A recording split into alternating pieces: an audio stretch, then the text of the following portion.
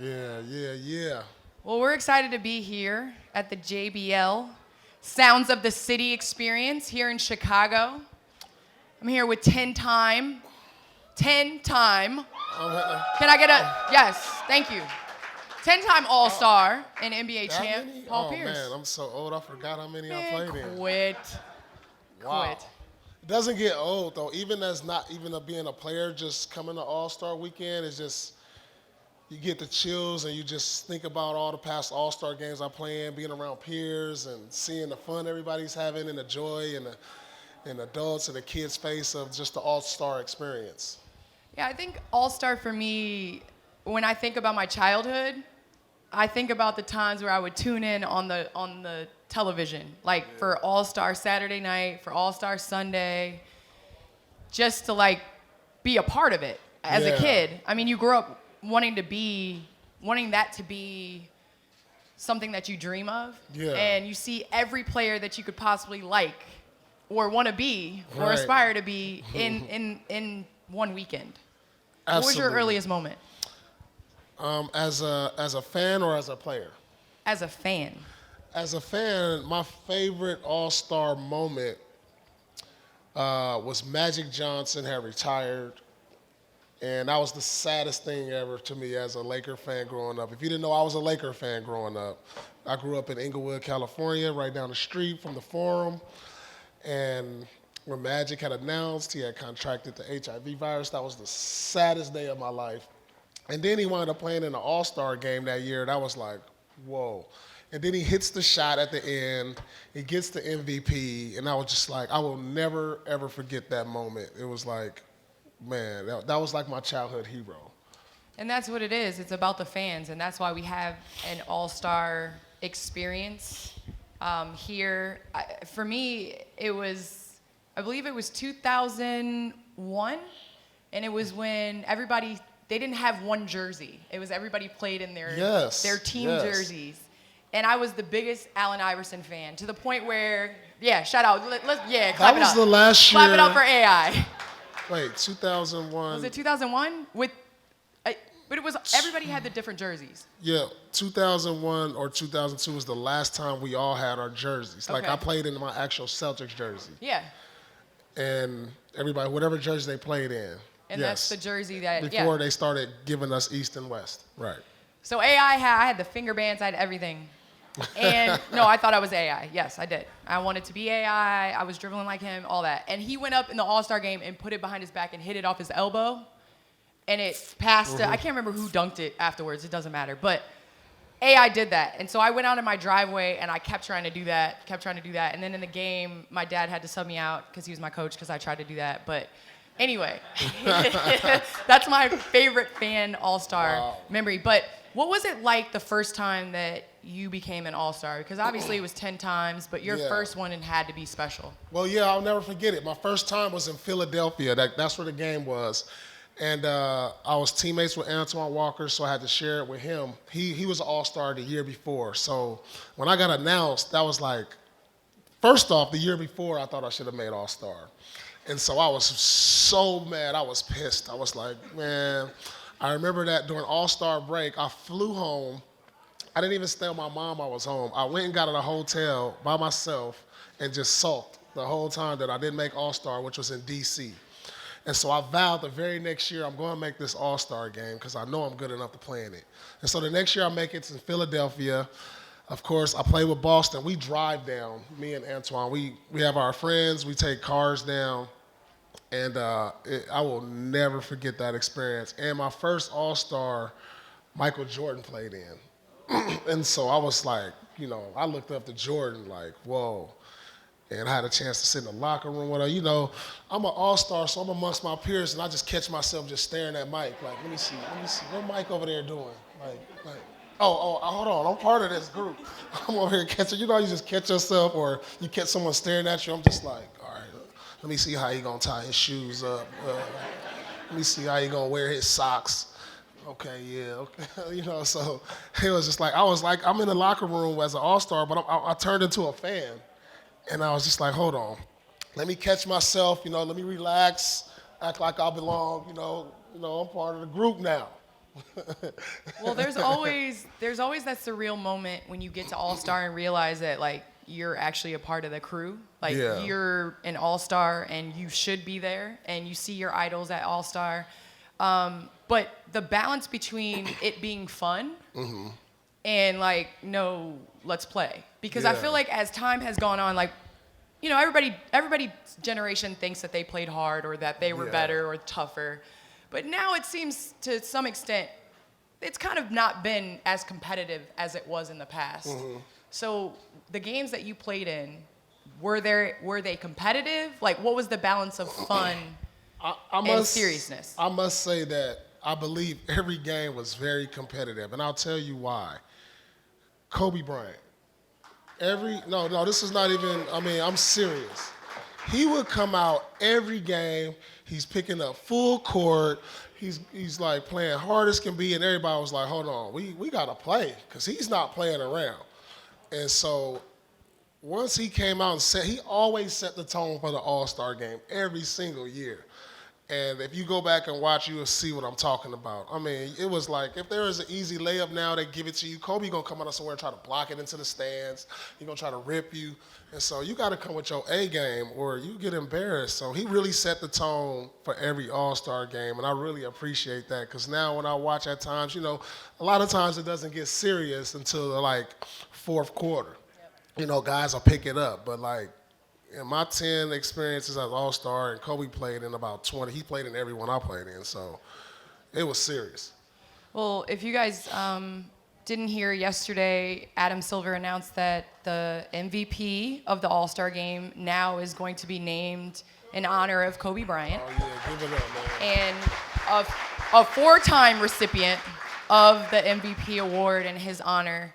And so for me personally, I expect them to play. Yeah. Because now Kobe has set the bar, and obviously he's on our hearts. Him and the passing of a legend in David Stern is on our hearts. And so now it's for something. And Yeah. word on the street, I mean, I've been talking to my media friends. I've been putting on my media hat. And Giannis did not smile yesterday at shooter. Like, when he went through practice, Giannis was in a full lather and did not smile. So I'm going to put you on the spot, Paul. Mm-hmm. Are you team Giannis or are you team LeBron? Uh-oh. Uh-oh. Now look, I love Giannis, and he gonna win MVP, and he could possibly win a championship.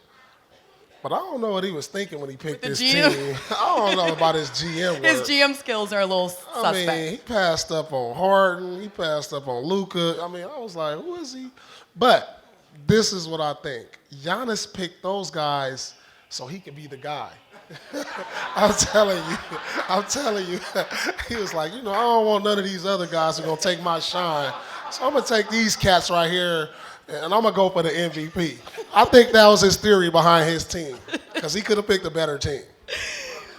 Well, switching gears, last night was one of the most epic Saturday nights. Oh, my Can gosh. we clap it up for last night? Because I think as fans, we need to understand that Saturday nights haven't been like that in the past. Wow. That was one of the most special things. First of all, they finally are allowing bigs to dribble and shoot, and we see where the game is right now. We've been trying to, Dad, have we not been trying to tell people that bigs can dribble and shoot? And we saw a skills competition where Bam is a big. We saw a finals with two bigs in the skills competition. Yeah. And then we saw Buddy Hield win barely by 1 point against Devin Booker. And then last night, the slam dunk contest between Derrick Jones and Aaron Gordon was unbelievable to be a part. And I just want to go on record, and I'm not throwing anybody under the bus, but check the Instagram. I gave him a 10. So everybody that's coming at me on Instagram can go check the scorecard, because I gave him a 10. Let me tell you something. Those dunks were so awesome. I can't even do them on my son's Nerf. Like, and I'm looking like, how is this like humanly possible? I mean, I'm sitting there and I'm at the Drake Hotel watching it. I almost went, but I was kind of tired from the night before. And I'm watching it, and I'm like, did he just jump over two people? did he just windmill from the free throw line? Did he just jump over Taco Fall? And I'm like, this is a classic. This is a classic. There were dunks that we had never. I mean, I never seen so before. many 50s in a row, except for the time when Zach LaVine and Eric Gordon. That dunk contest to me is the greatest dunk contest ever. But that's why I feel bad for Aaron Gordon, because in regulation he's undefeated. Because he's been the perfect best in regulation. second place player dunker of all time. And I think that, I mean, he said yesterday in an interview he's done, which I'm hoping that we can kind of change his mind a little bit. But switching gears a little bit. No, but listen to this. This is what I propose. Not switching gears. No, all right, one more thing. This is We're what still I talking do, about the this dunk is contest. what I do propose for the dunk contest, just to keep it very exciting. Not that it wasn't. It was great last night, but you have your up years and down years. I propose this. You get 2 or 3. Could you imagine this dunk contest? Zach LaVine, Zion Williams, Ja Morant, Eric Gordon, or Ja Morant. Ja Morant. But say like you just take 3 of those guys, for example, Gordon, Zach LaVine, whatever, 3 NBA guys, and then you get 3 YouTube dunkers, and have them compete against each other.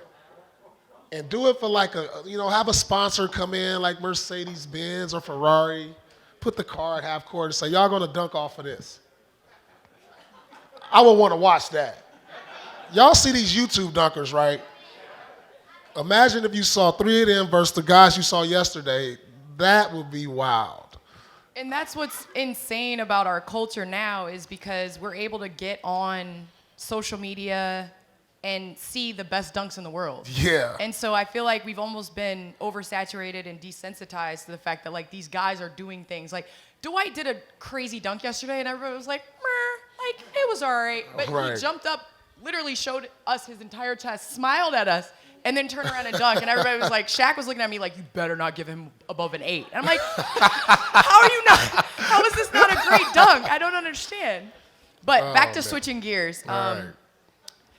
Paul, music has been huge with the NBA. Absolutely. And in terms of, I don't know about you, but just playlists before the games, it's always been who's the DJ on the team, who gets the team hyped up. Obviously, we have an in-arena DJ that gets everybody in the arena hyped. So how much was music important in your on the way to the game or your game preparation? Well, I feel like music culture and basketball go hand in hand, especially hip hop culture. But let me tell you this: when I was in high school, my best friend dad was the principal, and so he get the key to the gym, and so we would go to the gym sometimes, at like 10 at night, and we'll bring the radio. It's a big difference when the music is playing when you playing and no music. It was like seriously, when I used to hear music and I hoop, it used to just get me flowing, and I'm like, ooh, I'm about to do something different today. And so, now that they bring the music to the arenas with the DJ, you see guys with their wireless earbuds before the game. That does something for a player. It gets you in your right mental state of mind to play, and it just gets your juices and your adrenaline flowing. It's like you just start being creative. You start thinking you start picturing the game. It's been a lot of times I picture, all right, I'm going to do this move today. And then it's like in the game, it's like deja vu. And it was like, man, it's just something that really gets me going, especially when you play that song that hit, that's your song. Everybody got their song. When that come on, they just like, when they cleaning up, you start cleaning up a little bit extra. When that song come on, and it's the same with sports. All right, so who's your go-to artist? Like if you had to I'll give you a top 3. Who's your top 3 artist that you played your best? I mean, I'm a Jay-Z. That I'm just have in my ears before the game. Jay-Z for me. Yeah, so Jay-Z I don't have to, is my prime. Yeah. Jay-Z is definitely my Well, prime. how you do it? Yeah, no. And then How do you do it? Do it. Do Hove. Oh, you got it. I was trying to find it. So Jay-Z in my prime for sure. And then I'm going to have to say Snoop because I'm the West Coast guy. I'm from LA. And then toward the end of my career, it was like Drake was like, he did something. It was like, I got to have this bumping right here. He got a good vibe. And so, that was it. And then if I wanted to just like, if I was too intense and I was just too just anxious and stuff. You know, you just like, ooh, this is game 6. This is the closeout game. I need to relax. Let me relax, man. I'm too hyped up. You know, I throw on some like Prince. You know, he'll calm me down a little. You know, I'm a Prince. I need to calm down. Or some Mary J. Blige. I need to calm down. Or some Sade. See, y'all don't even know. I don't even know. These kids know who these people is.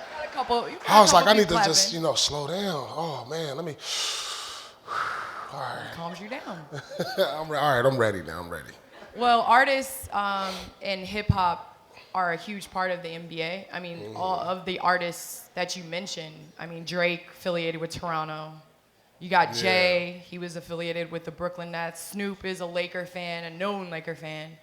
How important is it to have these huge, influential hip-hop artists be so into the game of basketball and in the NBA and the WNBA? I mean, it's everything. Like I said, it's like one big culture, hip-hop culture, and hoops is like the same. Because you got to understand, like the rappers, they want to be hoopers, and the hoopers want to be rappers. Well, we've seen Drake's jump shot. I mean, you see all these videos surfacing up on Instagram of these guys all getting it. Like the other day, I saw Quavo, Drake, and all them in the gym playing against Kevin Hart. These all guys, they get in the gym and they like Kobe or Truth or something. They like. Well, and then when I get out the shower, I'll be like, I'll be singing my Drake lines. So you're a rapper, okay? Yeah. Okay, I got you. Well, in the first celebrity game that I played in New Orleans, Quavo was on the other team. Yeah. And so I was in the WBA, so I was just kind of like, I'll do it just to meet different people. And he went to the hole and got an and one on one of my teammates. Mm-hmm. But when he went to the hole, I was help side. I was just standing there, and he bowed me in the chest and went to the basket. I was like, oh, sub. It got I'm real, done. huh? This dude, this is his moment. I'm gonna let him have that. Oh, This is not it. So he take it serious. No, and it's so true. You watch the videos. I mean, Drake works out with some of our trainers. It's like we're preparing for Midnight Madness with Kentucky. So it's a serious business. Thing. You got 2 Chainz out there. He came to the Clippers facility at the end of March. Started playing full court with some of the guys, and I'm like, man, Chris Brown, you see him all the time hooping, so it go hand in hand. And sneakers. I would be remiss if I did not talk about sneakers and how important now fashion is a part of the NBA. We saw the dress code during your time in the NBA, and we saw the backlash that David Stern got from the dress code. And basically, Allen Iverson, I think, got fined for like a month and a half because he refused to wear a suit. But now we're seeing the encouragement of expression from players. Yeah, I think that's awesome. We're seeing Russell Westbrook show up in a photography outfit. James Harden, he had a parka and something on yesterday. I don't even know what the heck he had on. I mean, but you know what? I love it, but some of it is like, come on, man, what you got on? Like, let's be real. Let's be real. Like, come on, you show up in a construction worker outfit, like what? That mean you about to do work today? Like come on. I mean, you come in a mailman outfit, like what? You about to deliver? Like, and then you don't deliver? Like, come on, man. They are outrageous, but how important is it now, especially in this time with social media and your ability to basically define your brand? Because for us, especially in college, somebody had to write an article for you, or there was not many ways for you to get your exact words out. And so now on social media, we're seeing people define their brand with their sneakers, with their music, with their playlists, with different things like that. So how important has it been for the NBA for players to be able to celebrate their brand and be their brand?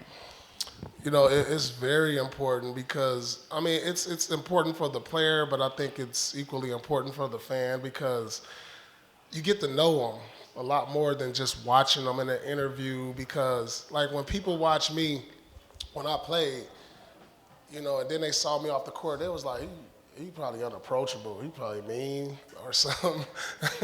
But that was how I was on the court. But then when you got to know me, it was like, oh, Paul is cool. But then now when social media came about, you could kind of just show people who you really are.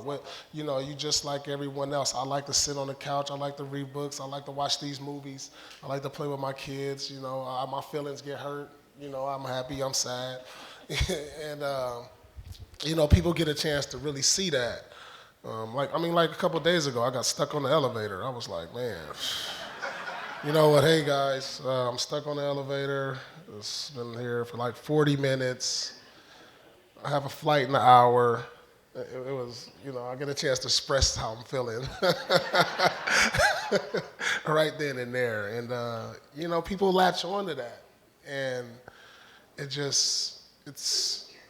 it's a wonderful feeling when you can just express yourself in the right way. Sometimes we go out and give mixed messages or messages that, some guys make a mistake, share too much information. But, for me, I'm glad that I'm having a chance to express, especially after my basketball life, who I really am. Well, you guys, I think the time has come for us to take questions from the audience.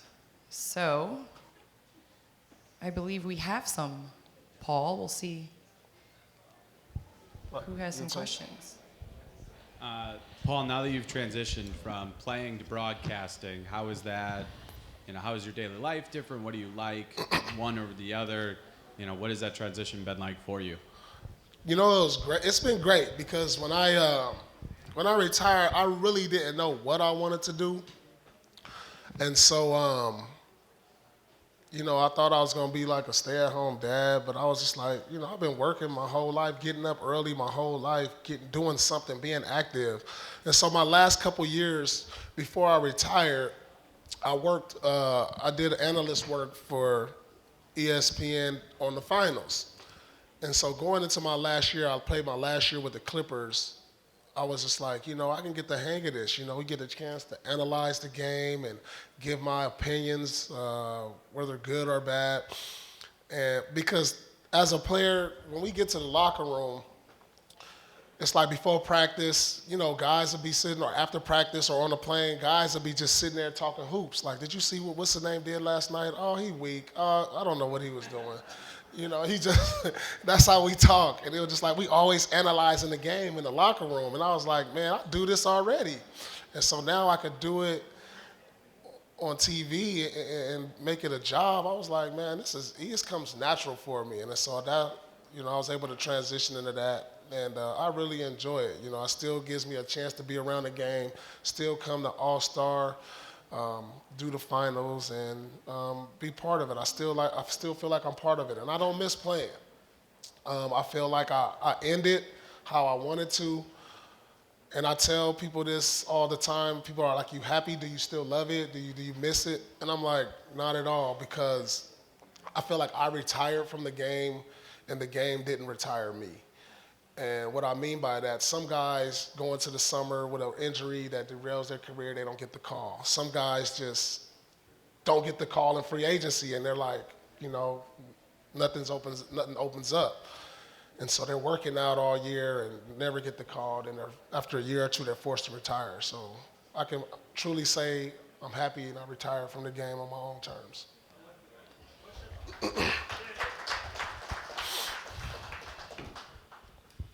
So what are your favorite memories of playing in Chicago? Chicago.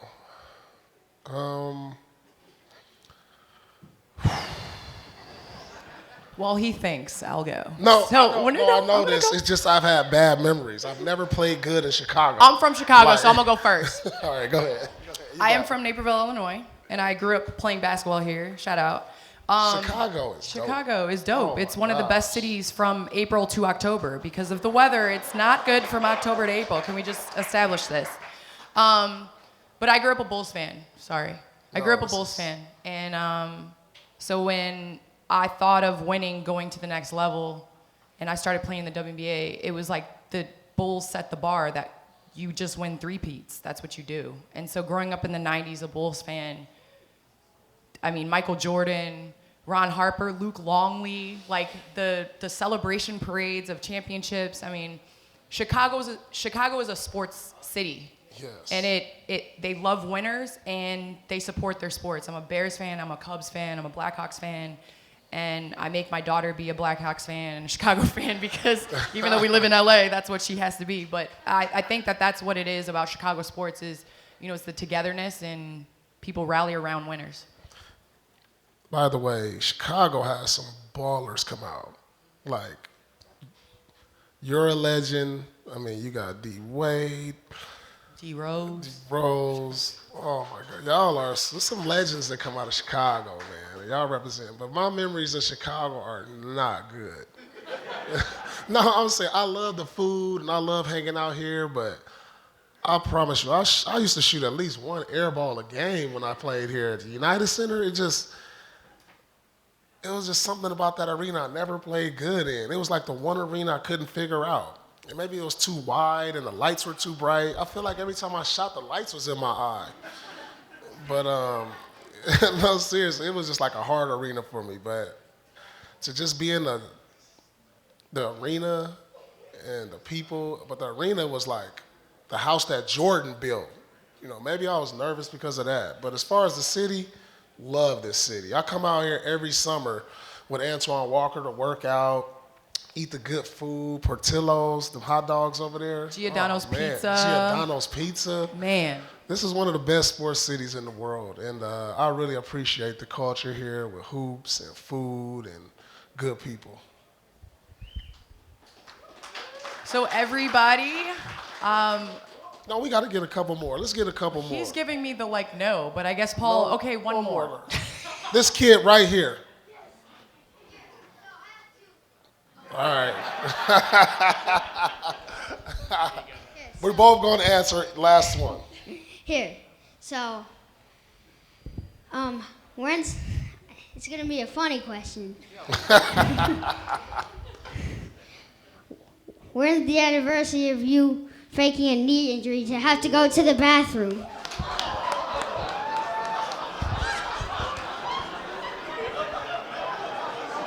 See, we should have ended it. I said that. I said we should have ended it. He gave that. I mean, First of all, that's a great question. You act like I don't get that question. These new millennials, he wasn't even born. He didn't even see the game. First of all. All right, when was you born? When were you born? 2011. Oh, yeah, that was in 2008. Well, you don't even know the real facts. there's YouTube now. Yeah, he just go off what he hear on Instagram and TikTok and all that. First of all, I'm going to set the record straight. I didn't have to go to the bathroom, first of all. And faking a knee injury, I don't know if I faked the knee injury in the finals that I didn't want to play. Because for one, it was diagnosed as a meniscus sprain. And just because this might not be if I had a chance to play in the finals and it's a chance I may never play or get back to the finals again, I wanted to be out there. And so,